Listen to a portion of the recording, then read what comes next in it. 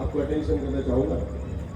छत्रपति शिवाजी राजा का जो पराक्रम था वो पराक्रम देखने के लिए कविराज भूषण नॉर्थ से महाराष्ट्र में आए और उन्होंने छत्रपति शिवाजी राजा का पराक्रम अपनी कविताओं से व्यक्त किया। एका छंदामध्ये ते सांगतात, ब्रज भाषेतले हे छंद आहे, ब्रज भाषा शेकानुप्रास अलंकार। छत्रपती शिवाजी राजे युद्धाला निघत असताना काय प्रसंग, काय चित्र डोळ्यासमोर उभं राहायचं। साजी चतुरंग सेन अंग में उमंग भरी, सर्जा शिवाजी जंग जीतन चलत है। मरणासाठी रांग लागायची, जंग जीतन चलत है। भूषण भनद नाद बिहद नगार नके, नदी नद मद गैबन के नलत है।